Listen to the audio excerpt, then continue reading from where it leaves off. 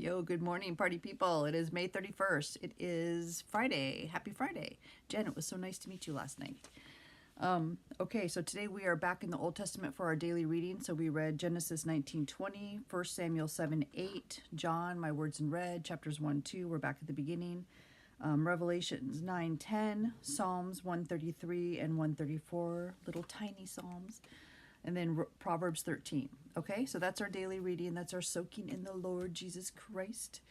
Okay, so we are back in the book of Revelation for our Bible study. So we've already gone through chapters 1-5. If you have not seen any of my previous videos, I suggest you go back to watch so you can understand where we're at.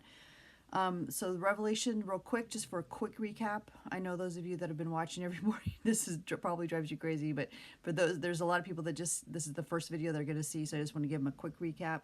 So the book of Revelation was written by the Apostle John. So John was one of the sons of thunder that followed Jesus.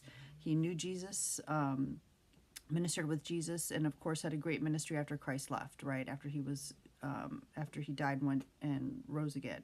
So he was sentenced as an old man to the island of Patmos, and there he has a visitation by Christ, right? So the first chapter of Revelation is that that moment and what John is seeing, and John's describing the arrival of Christ during this visitation. Chapters 2 and 3 are all in red, which is awesome. Anything you want to memorize that's red is great because that's Jesus speaking. So chapters 2 and 3 are Jesus's direct message to 7 churches. They were considered mother churches in the area. However, like I mentioned in every other video, the churches that Jesus gives these messages to John are, it's not just for those churches, it's for all churches of all time. Big C, right? Big church. And then, of course, you want to break that down to yourself. You know, which church am I like? Where am I falling short? And then to make a course correction, correct? Right? Okay. So then in chapter 5, we saw the attention shift from Jesus and what was happening between John and Jesus on the island to John, a door being opened in heaven, and John being brought up in some capacity to heaven, and not just anywhere in heaven, because heaven is probably way bigger than we can imagine. It's way different than we can imagine, but he's actually in the throne room of God. So he's actually right before the throne room of God, and so he's trying to describe the crazy things that he's seen, the angelic, or these beings that are around his throne. Most commentaries think these are cherubs. Angels of some capacity that have great authority and great power. They're right around God's throne. There's 4 of them. Then there's 24 elders sitting on thrones. There's thunder, there's lightning, there's rainbow, there's colors, it's craziness, right? And tons of worship. It's all just glory and worship. When you're in God's presence, you can't do anything but worship, right? Whenever, even the angels that appear to people on the earth, there's a presence that goes with them from the throne room of God and from God's presence that just brings people to their knees, right? And the authority and the power is tangible. And so when you are in God's presence, can you imagine what that would be like? That's why I feel like they're always falling down and they have to be restored, right?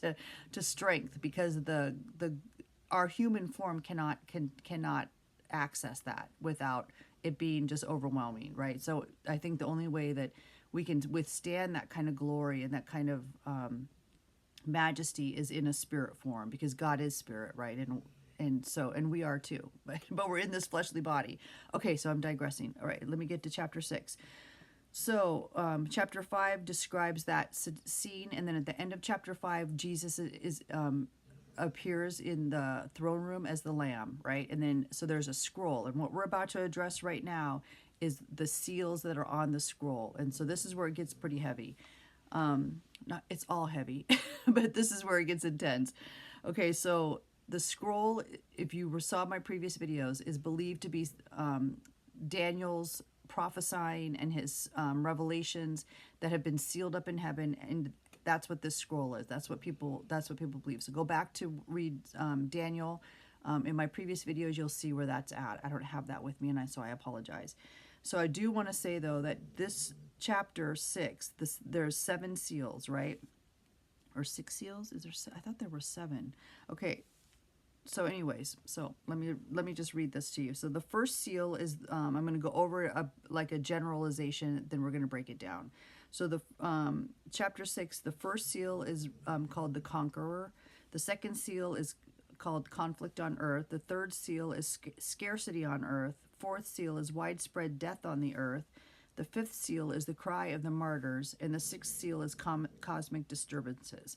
So that's kind of the outline of the seals that are on the scroll. The scroll cannot be read and it cannot be opened until the seals are broken. And the seals, they say, these are the seals themselves are events prior to the outpouring of God's judgment that is contained in the scroll. So these are things that are going to be broken. These are things that are going to happen. And then the scroll can be opened, and then that's when the judgment begins, right? So it's very interesting when I'm reading these old commentaries, because I've got a commentary that I read that's online that is old, and they definitely believed that these seals represented times and wars that have already passed. There was just like a real lack of thinking that this was, even though this is all about the end time, that this was actually a precursor moments before things, that the judgment, right? So the newer commentaries definitely think that this falls in line with these are things that are going to be happening in the end time. And another reason for that is because it follows Jesus's his own discourse in chapter chapter 24 in Matthew. So I'm going to read that to you, because what I'm going to read is going to be in red, Jesus's words, and it's going to follow very similarly what we're going to see here in chapter 6 of Revelation. So for a reference, you want to go back to Matthew chapter 24, okay? And I'm just going to read this to you. It says chapter 24, starting in verse 3. So now as he sat on the Mount of Olives, the disciples came to him privately and said, "Tell us, when will these things be, and what will be the sign of your coming?" So this is the sign of Jesus' coming and the end of the age, right? And Jesus answered and said to them, so now this is going to all be in red, "Take heed that no one deceives you, for many will come in my name, saying, 'I am the Christ,' and will deceive many. And you will hear of wars and rumors of wars. See that you are not troubled, for all these things must come to pass, but the end is not yet. For nation will rise against nation, and kingdom against kingdom. And there will be famines, pestilences, and earthquakes in various places, and all these are the beginning of sorrows. They will deliver you up to tribulation and kill you, and you will be hated by all nations for my name's sake. And then many will be offended, will betray one another, and will hate one another. Then many false prophets will rise up and deceive many, and because lawlessness will abound, the love of many will grow cold. But he who endures to the end shall be saved. And this gospel of the kingdom will be preached in all the world as a witness to all the nations, and then the end will come.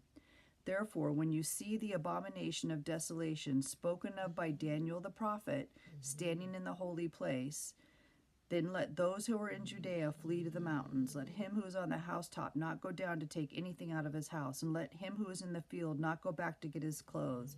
But woe to those who are pregnant, to those who are nursing babies in those days, and pray that your flight may not be in winter or on the Sabbath.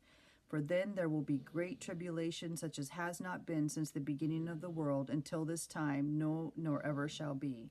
And unless those days were shortened, no flesh would be saved, but for the elect's sake those days will be shortened.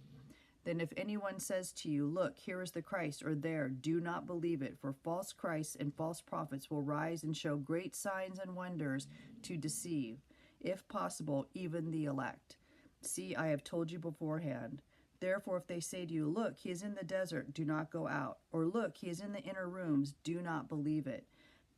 For as the lightning comes from the east and flashing to the west, so also will be the coming of the Son of Man. For wherever the carcass is, there the eagles will be gathered together. Immediately after the tribulation of those days, the sun will be darkened and the moon will not give its light. The stars will fall from heaven and the powers of the heavens will be shaken. Then the sign of the Son of Man will appear in heaven. And then all the tribes of the earth will mourn, and they will see the Son of Man coming on the clouds of heaven with power and great glory. And he will send his angels with a great sound of a trumpet, and they will gather together all his elect from the four winds, from one end of heaven to the other. Now learn this parable from the fig tree. When its branch has already become tender and puts forth leaves, you know that summer is near. So you also, when you see all these things, know that it is near at the doors." Okay, so I'm out of time. So what we're about to cover in Revelations is very similar to that. Okay, so read your Bible. Jesus is coming. We'll start 6 tomorrow. Peace.